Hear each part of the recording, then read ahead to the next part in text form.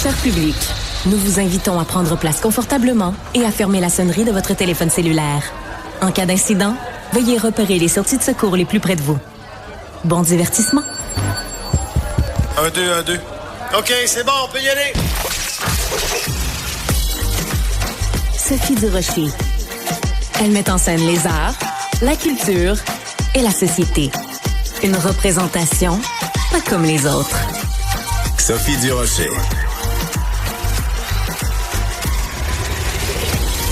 Bonjour tout le monde, j'espère que vous allez bien. Moi, j'ai passé toute la fin de semaine à faire le tri dans mes affaires. Bon, à l'âge que j'ai, c'est sûr que j'ai accumulé plein de bébelles, de documents, d'archives, de livres. Puis on songe peut-être avec mon mari à déménager, aller dans plus petit. Bref, on est dans cette période où on fait le tri dans nos affaires pour se rendre compte qu'on a bien trop d'affaires. Et ça me fait penser des fois à un ami à moi qui est collectionneur. Puis lui, il a tellement d'affaires qu'il est obligé de, tu sais, comme de louer des entrepôts, des garages complets pour toutes ces... Lève pas les yeux au ciel, parce que cet ami-là, c'est notre prochain invité. À voir que c'est si belle, Olivier. Non, mais ça, OK. Moi, je fais une belle introduction. Puis là, elle lève les yeux au ciel comme si c'était épouvantable ce que je racontais. Écoute ça. Vraiment rapidement. Ma grand-maman avait plein d'affaires comme ça qu'elle accumulait et ça lui a coûté l'an dernier 25 000 $ d'entreposage pour toutes ses patentes. J'ai levé les yeux parce que je me dis, à un moment donné, t'as tellement d'affaires, tu dois trouver, puis ça te coûte peut-être de l'argent. Je sais pas si ton prochain invité dépense pour ça, mais bref, tu sais qu'il y a un nom pour ça s'appelle cher. Le syndrome de Diogène. Les gens qui sont incapables de jeter. C'est une maladie. Oui. Je dis pas que mon prochain invité, ni moi, ni quelqu'un qui partage ma vie aurait ce syndrome-là, mais c'est un collectionneur et justement, il a dans sa collection plein d'artefacts qui ont appartenu de près ou de loin à John F. Kennedy. Puis j'avais envie de lui demander à ce prochain invité mystère, est-ce que le fait que Donald Trump dise on va lever complètement, libérer complètement la possibilité d'avoir accès à tous les documents concernant la mort de JFK, est-ce que ça va avoir un impact? Cet invité mystère, quelle longue introduction. C'est Michel Barrette. Bonjour, Michel Barrette. Bonjour. Je vais vous rassurer, là, posez pas la question. Je sais pas c'est quoi le syndrome. C'est une maladie mentale et j'en souffre depuis toujours. Bon, d'accord. Et concernant l'argent dépensé pour entreposer des objets, là, ben, c'est le double et plus que ça m'a coûté pendant des années. Et ça me coûte un peu moins maintenant parce que j'ai un endroit qui m'appartient, qui peut me permettre de mettre mes choses. Mais pendant des années, j'ai dépensé plus de 50 000 $ pour mes collections, bien sûr, canadiennes, bien sûr, Marilyn Monroe, puis James Dean, puis Whitney Houston, puis tout ce que vous voudrez. Mais il y a beaucoup d'objets qui sont relatifs à Kennedy, à la politique américaine et essentiellement aussi à l'assassinat de Kennedy le 22 novembre 1963. Alors, ça nous amène, Michel, merci beaucoup pour ce scoop, là, 50 000 $ par année, je trouve ça fascinant. Mes salutations à Maude, ta conjointe, qui devait s'arracher les cheveux, parce que c'est aussi ta comptable. Fermons la parenthèse. Michel, ça nous amène à ce sujet-là. Donc, il restait encore 1% des archives de JFK qui n'avaient pas été divulguées ou disponibles au grand public. Là, parmi les premières décisions de Donald Trump, il a décidé de libérer, donc on va pouvoir avoir accès à ça. J'ai envie de te poser la question d'Yvon Deschamps. Qu'est-ce que ça donne? Ben, justement, qu'est-ce que ça donne? Sur le coup, là, ouais, honnête, c'est comme un gros cadeau qui t'arrive dans le bas de l'ordonnance. Enfin, ce qui me manquait. Ben, mais j'ai l'impression que quand on va ouvrir la boîte du cadeau, il n'y aura pas grand-chose. Là, 1%. Là, non, parce que, d'abord, 62 ans plus tard, imaginons, on va faire le travail à l'envers. Imaginons que demain matin, il y a un politicien canadien, québécois, qui est assassiné. Enquête, avec tout ce qu'on a de policiers, puis de la GRC, puis là, on va régler le cas, on va trouver le coupable, le motif, l'occasion, puis on va le savoir. Mettons, d'ici 1 an, là, on est assis pour dire, c'est ça qui s'est produit, c'est tel individu ou tel groupe, c'est réglé. 62 ans plus tard, avec tous les moyens qu'on a depuis ce temps-là qui se sont améliorés au niveau des enquêtes, du vote, ça, qu'on ne soit pas encore capable de mettre le doigt sur vraiment qu'est-ce qui s'est passé. D'abord, si on protège ça, ces dossiers-là, c'est parce qu'on veut protéger quelqu'un. On veut protéger la vérité, parce que peut-être la vérité nous ferait mal. Alors, c'est certain que, bon, le rapport Warren, c'est un peu n'importe quoi. si 1 an ou 2 après l'assassinat, on avait su que, dans les théories, bon, mettons que c'est le CIA avec, mettons, les Cubains ou la mafia, parce que tous les scénarios sont possibles. Si on était dans une salle avec 10 000 personnes qui s'intéressent au sujet, on aurait 10 000 versions. Ouais, mais Michel, faut pas t'oublier qu'un tel, à ce moment-là, il faut savoir que quand Kennedy est rentré parce que son père était bien proche de la mafia, puis la mafia se sont dit, ben, si on fait rentrer Kennedy, on va avoir la paix. Le procureur général, le frère Robert Kennedy, lui rentre dans le derrière tout après. Ils font, ben, voyons donc, on a tout fait pour rentrer son frère, là, lui, il nous, excusez-moi l'expression, il nous fit dessus, ça marche pas. Alors là, on a une raison. Oh, les Cubains, de l'échec de mais il y a quand même des trucs intrigants parce qu'évidemment, moi, j'ai absolument pas du tout l'amorce du début, du commencement des connaissances que tu as, mais j'ai lu là-dessus un tout petit peu avant d'entrer en onde. Et par exemple, il y a un personnage assez énigmatique, il y a le personnage de George Joanides. Toi, évidemment, ça te dit quelque chose. George Joanides, qui avait recruté Lee Harvey Oswald.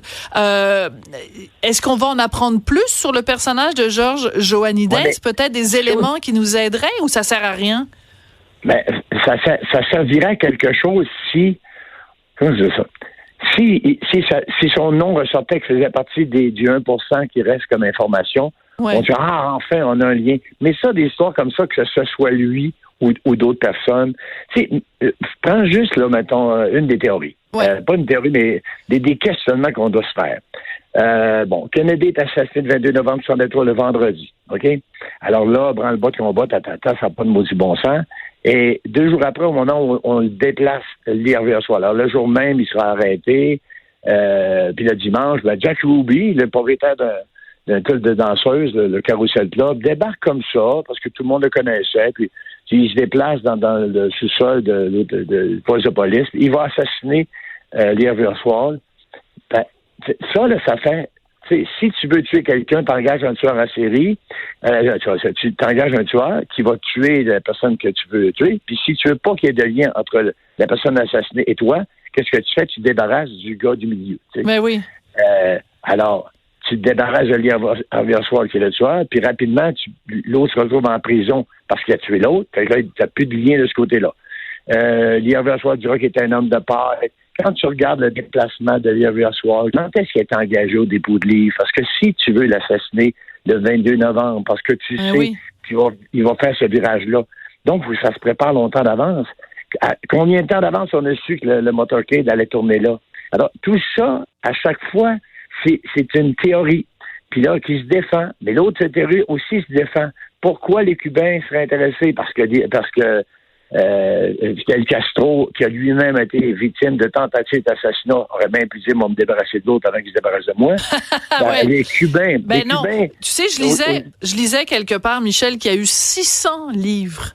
600. Ah oui, 600 livres, je pense que je pense qu'il y en a 599 dans tes entrepôts de livres sur l'assassinat de John F. Kennedy. Mais ça veut dire qu'il y a au moins, des fois, il y a un même auteur peut avoir écrit plusieurs livres, mais il y a au moins, disons, 600 éléments de preuve ou 600 théories ou 600 comptés, parce que les conspirationnistes se mettent là-dedans, les complotistes en rajoutent. C'est ça qui est intriguant. C'est intriguant, puis chacune de ces théories-là, parfois se font face, parfois se confirment, pour ceux qui sont dans la même lignée, mais il faut pas oublier une autre chose. Tu viens de prononcer le mot complotiste. Ouais. C'est peut-être le premier sujet de complot là, de l'histoire, en tout cas, l'histoire que l'assassinat de Kennedy, parce qu'on traîne ça depuis 62 ans. Et aujourd'hui, quand on parle des complotistes, parfois il y a des affaires complètement farfelues. Le rayon laser qui a mis le feu en Californie. D'autres qui ont dit que c'était pour punir les artistes qui ont des grosses... Mais c'est du grand n'importe quoi. Puis ce qui est triste, c'est qu'avec le temps, le cas Kennedy a comme fait partie de ça. Fait qu'il y a des théories complètement ridicules qui sont sorties, mais qui ont un peu entaché le travail de professionnels, de journalistes, d'enquêteurs, qui depuis toujours ont voulu faire vraiment un cas sérieux. Voici. Voici, c'est ça qui s'est passé. Donc, t'es en train de me dire, Michel, es-tu en train de me dire que des gens, en effet, qui parlent de rayons laser qui auraient causé les feux à Los Angeles, ça, ce sont des complotistes ridicules, mais que les gens qui échafaudent une théorie comme quoi il y aurait eu un complot qui serait à l'origine de l'assassinat de Kennedy, ça n'est pas une prémisse ridicule. Non. Ce que je te dis, c'est que ce qu'on appelle aujourd'hui, parce qu'aujourd'hui, des complots puis des histoires qui n'ont pas de bon sens, mais pas de bon sens pour moi. Tu sais, moi, le laser qui met le feu en Californie, pour moi, c'est du n'importe quoi, je me roule la paire. Mais pour quelqu'un à côté de moi, pourrait dire, non, Michel, il faut pas t'oublier qu'ils ont fait ça parce que mais Michel, il y a des gens comme Manon Massé qui disent que c'est pas vrai qu'il y a juste deux sexes. Que c'est pas vrai, qu'il y a d'autres possibilités humaines que être un homme puis une femme. Ben, moi, je trouve ça un peu farfelu, mais ça a l'air qu'on peut plus dire ça en 2025. Fait que, moi, je trouve que c'est complotiste de dire que il y a plus que deux sexes, là. Mais ça a l'air que... Tu vois qu'aujourd'hui, des choses qui nous paraissent complètement ridicules, comme moi, je t'annonce que je suis enceinte d'ailleurs, c'est que les choses qu'on trouve complètement ridicules entassent, à mon avis, des enquêtes sérieuses de faits qui sont plus simples. Quelqu'un est assassiné, on veut savoir par qui, et est-ce qu'il était seul ou il y avait un groupe derrière, quelles étaient les intentions, le pourquoi, qui voulait... Ça servait qui que Kennedy meurt? Un individu un peu fardé qui n'aime pas qu'il tire, bon, bravo, mais tout ça, pour ça. Ouais. Et, donc, pour revenir à notre question de base, oui, vas-y, mais après, je veux qu'on revienne à la question de base. Ça va rejoindre ta question. D'accord, vas-y. Moi, je me souviens que le lundi, lors des funérailles de Kennedy, moi, je comprenais pas trop, j'ai 6 ans. Je sens depuis le début du week-end que mes parents sont inquiets, puis sont devant la grosse TV en noir et blanc, puis ils regardent tout, puis là, ils suivent des nouvelles. Je comprends pas pourquoi. Et pendant les funérailles, je suis dans le salon, ça arrive Melançon-Alma. Mon père a son beau petit t-shirt blanc, là, avec son paquet de cigarettes sur l'épaule. Et il regarde les funérailles, et je me souviens de la phrase. Il regarde ma mère, et il dit, ça, là, c'est la 3e guerre mondiale. Là, moi, là, j'entends parler de guerre, puis de monsieur là-bas qui a un cheval et des bottes à l'envers. Alors, ça m'a rejoint déjà. Bon, si tu as 6 ans, ben déjà, tu es impressionné, ce qui fait que j'ai fini par comprendre qui était, puis m'intéresser au sujet, c'est-à-dire Kennedy et à son assassinat. Si tu avais 20 ans en 63, là, ben 62 ans plus tard, tu en as 82.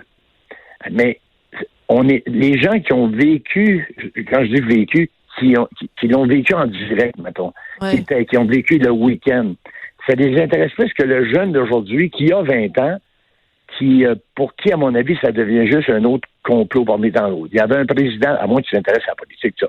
Il y a un président, dans le temps, s'est fait tirer, puis là, il en parle encore. Non, ça fait 62 ans, on s'en fout de ça. Alors, on s'y perd un peu. Alors, d'après moi, je vais répondre à ta question, mais tu me la poses. On n'apprendra rien de plus. Pourquoi on veut protéger un dossier? Pourquoi on garde ça? Parce qu'on veut protéger des gens ou une institution ou des organisations. Sinon, je répète que le rapport Warren, c'est un peu n'importe quoi. C'était une manière rapide de dire, pour le public américain, et tous ceux qui s'intéressent à ça, on va dire, c'est pas compliqué, c'est un loup solitaire. Ouais. Il n'aimait pas, il l'a tué. Alors, si c'est ça, ben, réglons ça, il part. Ouais, Warren avait réglé tout ça. Je comprends pourquoi on en parle encore, en effet, plus de 60 ans plus tard. Écoute, la semaine dernière, je reste sur le sujet des États-Unis. La semaine dernière, je recevais un cardiologue, puis après qu'on ait quitté les ondes, il me disait que parmi ses patients, il y a énormément de gens qui font des crises de palpitations, des crises d'angoisse, de l'anxiété, puis c'est pas bon évidemment pour le cœur, qui font toute cette réaction-là depuis le 6 janvier, depuis l'arrivée au pouvoir de Donald Trump.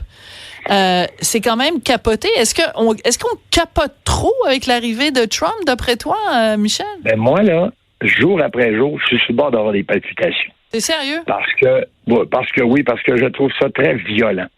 Je trouve ça très violent. La politique d'aujourd'hui, on n'est plus à l'époque.